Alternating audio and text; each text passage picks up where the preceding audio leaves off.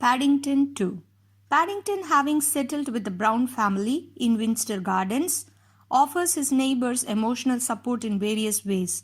To purchase a one-of-a-kind pop-up book of London in Samuel Gerber's antique shop for his Aunt Lucy's 100th birthday, Paddington performs several odd jobs and saves his wages, but he later witnesses a burglary at the shop in which the book is stolen.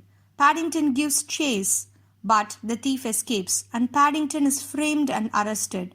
The thief returns home and is revealed to be Phoenix Buchanan, an egotistical actor who also lives in Windsor Gardens. In court, Mr. Gerber states that he does not believe that Paddington stole the book. However, with no evidence of the thief's existence, Paddington is convicted and sent to prison. The prison's short-tempered chef Knuckles recruits Paddington after being impressed by his marmalade sandwich recipe. The Browns work to clear Paddington's name, putting up sketches of the thief all over London. Buchanan uses the book to locate a series of clues within London landmarks which unveil the location of a secret treasure. During their efforts to prove Paddington's innocence, the Browns encounter a fortune teller who informs them that the book leads to the hidden fortune of the original author. With Paddington's influence, the prison becomes a much livelier and friendlier place. But Paddington struggles to remain positive when the Browns are unable to prove his innocence but keeps hunting. Knuckles and two other prisoners, Fibs and Spoon, later tell Paddington that although the Browns mean well, they will eventually forget about him. Becoming convicted that Buchanan is the culprit, the Browns look for the stolen book inside his house.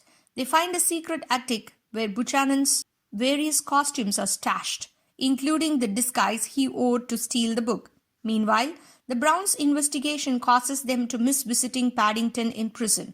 Paddington, believing the Browns have forgotten him, join Knuckles, Fibs, and Spoon in a prison break. They promise to aid in proving his innocence, but after escaping, they promptly abandon the idea in order to flee the country, inviting Paddington to join them. Paddington refuses, and while avoiding police, uses a public telephone to contact the Browns, who arrest that Buchanan is the real culprit. To catch Buchanan, they arrange to meet at Paddington Station, where a carnival train carrying the hidden fortune is due to leave. Paddington reaches the station, hides in a litter bin to avoid the police, and boards the train just as it leaves. The Browns pursue on a Eleanor Peppercorn Class A1 at the opposite platform. Buchanan finds the hidden fortune but is swatted by Paddington. Henry, Judy, and Mrs. Bird catch up and board the other train to confront Buchanan, who overwhelms them and escapes. He severs the coupling of the train rear carriage with Paddington locked inside, but is photographed by Judy while holding the book before Henry knocks him out.